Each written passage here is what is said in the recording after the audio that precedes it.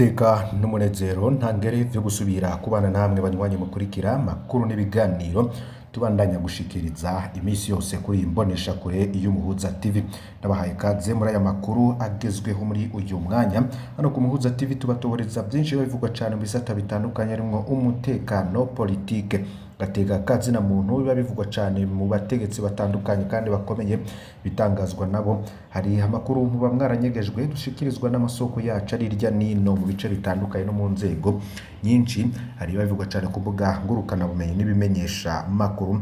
Ivyo byose turabikusanya mikabikurikira kuri iyi imbonesha kuri. Ese nukuhe kuri kuvyaraye bivuzwe bijanye n'umutekano kuri radio na televiziyo vy'igihugu c'u Burundi? Turaza kubigarukako. Twoba twaronse umuco dore ko twari twabwiye ko tubandanya kubakorera amatohoza kugira mumenye byinshi biriko bivugwa cyane muri ico gisata c'umutekano hamwe na politike.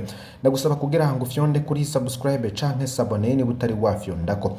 Nkuko twabibemereye ejo haheze inkuru ijanye n'umutekano ku radio na televiziyo vy'igihugu twaraye tuyitohoje. Twabasangije amakuru y'ikinyamakuru SOS Media Burundi yavuga ingene kuva kuwa kane hongerejwe abasoda bacungera radio na televiziyo vy'igihugu hazanwa ibirwanisho bikomakomeye nibwa azisaka. Ababajejwe rero mu bahakora bishuye ko atakintu kinini bari babiziko. Navuze ko kuwa gatanu mu gatondo batonze ku kazi basanga hari ivyahindutse bijanye n'umutekano wa RTNB harimwo nk'ivyo vyimbwa azisaka. Bavuze ko inyuma y'umutagatavyo basubiriye kubona ibintu byari bimeze uko vyahora.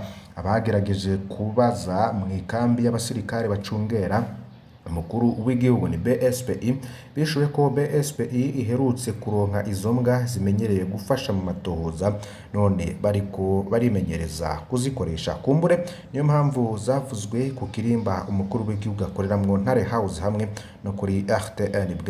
Kuri urwo ruhande amatohoza yacu nta kidasanzwe yerekanye, ariko abegereye kuri radio na televiziyo vy'igihugu baremeza ko umutekano wa radio na televiziyo vy'igihugu bongerejwe muri zindwi zibiri canke zitatu ziheze.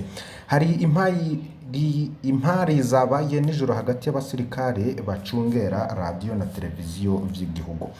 Matoza yacu yerekanye ko ejo ku mugoroba hari ku itariki ya 15 kwezi kw'icenda hari ikibazo cadutse hagati y'abasirikare kuri radio na televiziyo vy'igihugu RTNB. Mu gihe abasirikare bacunze kuri RTNB boba bari bahamaze umwanya muto kandi bakaba basanzwe bahindurwa uko haciye ukwezi, ejo ku mugoroba harazamwe abandi basirikare kugombora aha basanzwe. Niho impari zaduka hagati y'abahasanzwe n'abari baje kubagombora. Basanzwe bararahiye gusohoka bavuga ko bitumvikana ingene bashaka kubahindura kandi umukuru w'igihugu ari hanze y'igihugu. Abari baje kugombora abasanzwe bahavuye basubira inyuma, abahahora barabandanya akazi. Aho mwomenya ko ikambi icungera umukuru w'igihugu BSPI atari ikambi isanzwe nk'izindi. Iyo kambi ihabwa amategeko n'umukuru w'igihugu ubwiwe, mu gihe izindi kambi zikura amategeko ku mukuru w'igisirikare c'u Burundi. Ntawuzi iyo ico co kugombora naco bacarazananye impamvu vyoba vyarateye amakenga basanzwe ku kazi, mu gihe abo bari baje nabo basanzwe kuri radio na televiziyo vyose vy'igihugu bose begukira ikambi imwe ariyo BSPI. Impari rero ntizamaze umwanya munini. Kubihuha rero bivuga ku mugambi wo gutembagaza ubutegetsi nanone reka tubigarukeko. Nijoro ku mbuga ngurukana bumenyi zitandukanye Barundi barahanye ibihuha vyinshi cyane birimo impari. Ibihuha byose bigaruka gutumvikana kuri mu bategetsi bo muri CNDD FDD. Harabavuga ubwoba buri mu bategetsi kugeza naho bamwe mu bashikiranganje batakizi ico bokora nico boreka kubera batinya gutukana Perezida Ndayishimiye hamwe bo usanga bakoze ivyo adashaka. Hari abavuga miliyoni 5 z'amadolari umutegetsi wo hejuru cyane yoba herutse kuja kunyegeza mu banki muri Komya tudashimye kuvuga. Umutegetsi wo hejuru cyane aravuga ko yoba ariko agerageza kujana yandi mahera menshi mu kindi gihugu ca kure. Hari abagarutse cyane ku ngendo z'umurengera z'umukuru w'igihugu n'umupfasoni wiwe mu mahanga. Benshi ntibumva nk'ingene umukuru w'igihugu aja muri Cuba ku itariki ya 10 kwezi kw'icenda, imisi 5 imbere y'uko inama imujanye itangura, ubwo ni ku itariki ya 15 kwezi kw'icenda.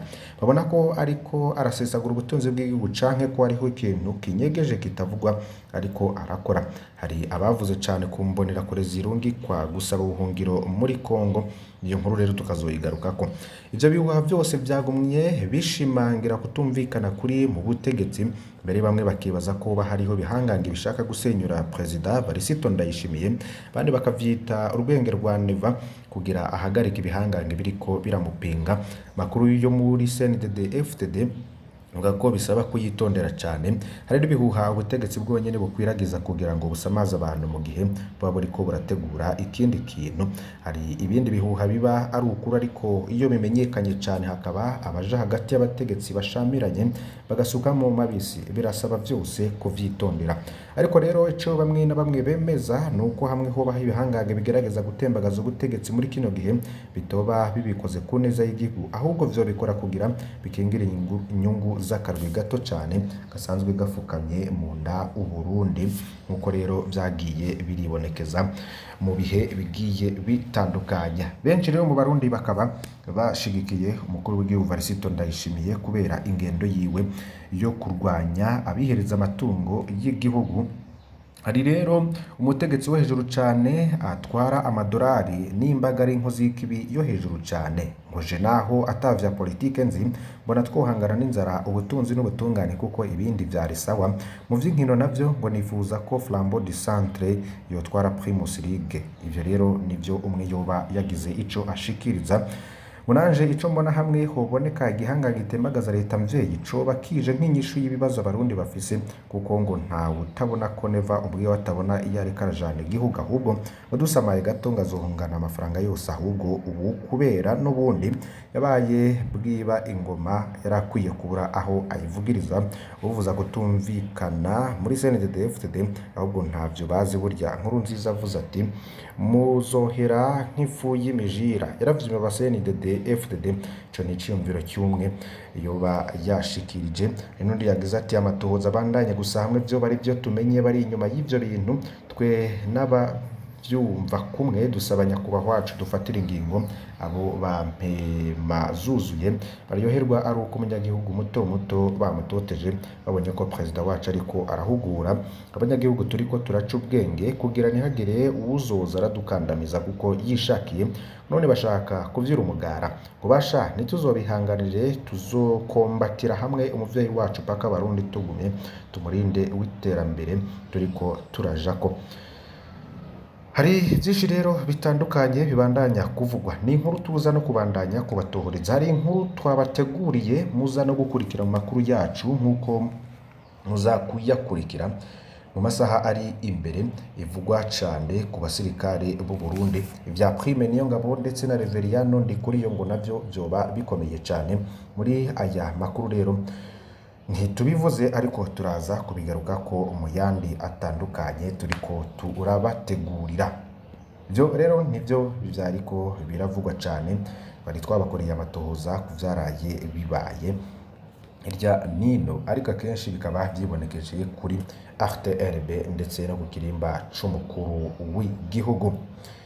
Hari rero izindi nkuru ziriko ziravugwa cyane muri iki gitondo. Hari yivugwa cyane yuko ibubanza ibarabara rifatanya amakomine Musigati na Rugari zirizoba ngo ririmwo ikariyeri.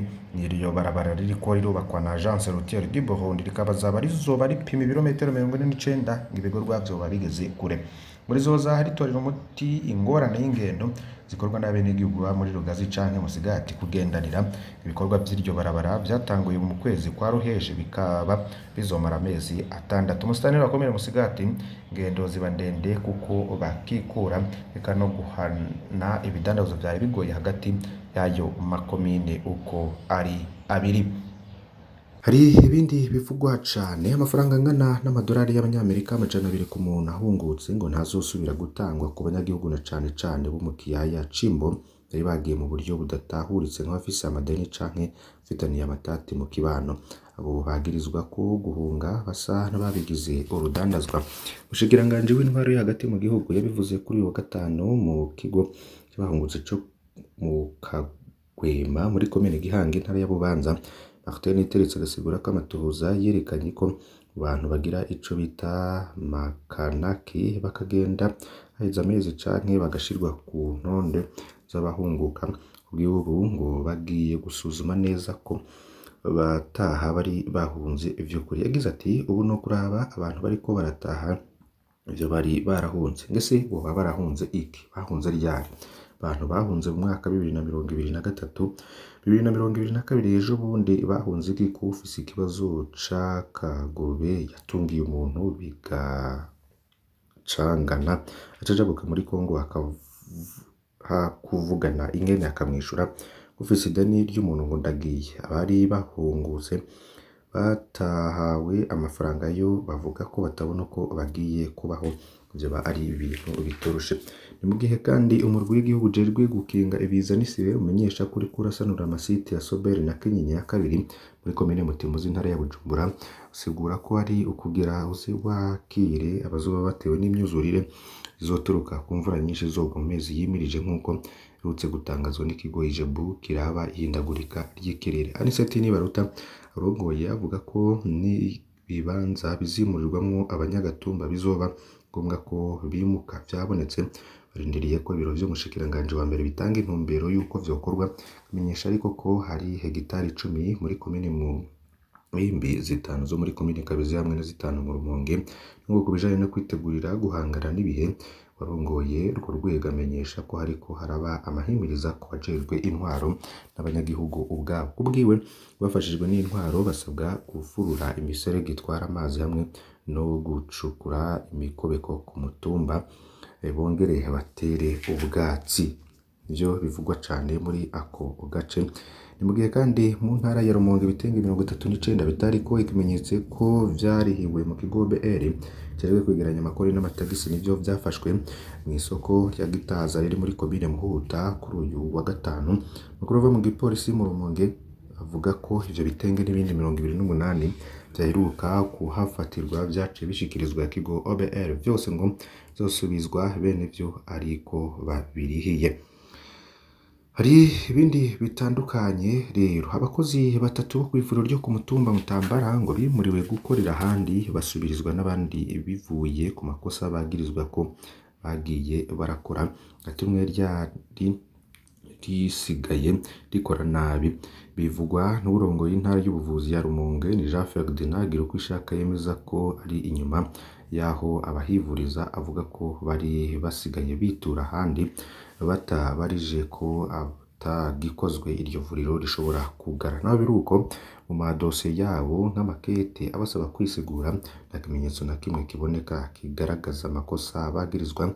Muganga Girukwishaka ashikiriza ko ica atari co gisigura ko atamakosa bakoze. Ku kibazo c'uko amakosa bagirizwa yatohojwe nyuma y'ukwezi bimuwe, yishura ko atari ibindi ibikorwa vyihuta imbere yo kuja gutohoza ku kibazo c'abantu batari birukanywe mu kazi. Hagati aho iryo vuriro rivugwa riri mu yahabwa amanota meza n'ubugenduzi bwo mu karere n'intara. Umuntu avuze ko co bari gihushanya asigura ko amanota meza no kwakira neza abanyagihugu n'ingene batonda ku kazi bitandukanye. Yemeza kandi ko atahonyanze urwandiko rw'umushikiranganje ruza kurungika ahandi abakozi batabisavye ku mvo izarizo zose. Umuganga rero gasaba gukorera iyo barungitswe hasanzwe ari hafi yaho bamwe baba. Abakozi bo bakavuga ko ari umutego kugira bazobimurire kure kuko aho bashizwe atabakozi bahekanye, ndetse ko n'ababiri mu baje kubasurira bavuye kure ku Mutambara batasubirijwe iyo bavuye. Abo bakozi rero babandanya basaba kurenganurwa nk'uko ubwabo babishikiriza. Mu Cibitoke abarimyi bo ku makomine amwe bavuga ko batakiriye neza iduzwa ry'ifumbire riherutse gutangazwa n'ubushikiranganje bujejwe uburimyi, ubona ko bagiye kuyibura imirima yabo yononekare ngo kuko iryo duzwa ritagiye kuborohereza. Bamenyesha ko bamwe n'amafaranga y'ibanze canke avance barishe bagiye kuyaheberayo kuko leta yadugije amafaranga menshi atacu bari barabwiwe ngo bitegure. Bari bibangikanije gusa yakwiranye bafatiye ku giciro cahora, kasaba ubushikiranganje bw'uburimyi kugabanya ivyo biciro vy'ifumbire. Ku kubw'ivyo biciro bishasha umufuko w'ibiro 25 ifumbire yo mu bwoko bwa Imbura wahora ku bihumbi 29 zogurwa ibihumbi 31 ubwo ni ire yagurwa ibihumbi 26 yashizwe ku bihumbi 33 hamwe n'abagara yagurwa ibihumbi 26 n'amajana 5 ishirwa ku bihumbi 28. Abarimyi rero bamenyesha ko bateye impungenge n'iduga ry'igiciro c'imbuto y'ibigori yo mu bwoko bwa PAN 53 bidoga ko mu mirwi imwe gusa ikiro kivuye ku bihumbi 10 gikaja ku bihumbi 16 bavuga ko bahitamwo gutanga amasize yabo agateragirwa n'abafise imbuto kugira bazogabure umwimbu. Basaba inzego zibijejwe gutorera inyishu ico kibazo. Mu buyobozi bw'intara bujejwe ibidukikije rimwe n'ubworozi bakamenyesha ko izo mbuto z'ibigori zitaraboneka ariko bakizeza abarimyi ko zishobora kuboneka vuba. Adrien Niyonsaba aburongoye ngura ko ingendo ya bamwe mu badandaza baduze ibiciro vy'iyo mbuto n'urongoye koperative y'abadandaza yatanze izo mbuto kemeriza iyo ngendo yabo badandaza. Nestor ntaco bamaze arongoye iyo koperative abona ko mu gihe umudandaza biraguye ku bihumbi 10 gusa ku kirongo yotegerezwa kudandaza n'ibiburi ibihumbi 11. Ndabakengurukiye cyane badwanyi mudukurikira mu makuru n'ibiganiro dushikiriza muri iyi munsi wose turabandanya kubatoreza vyinshi bijanye n'umutekano na politike nuziye gucikwa Imana ibahezagira.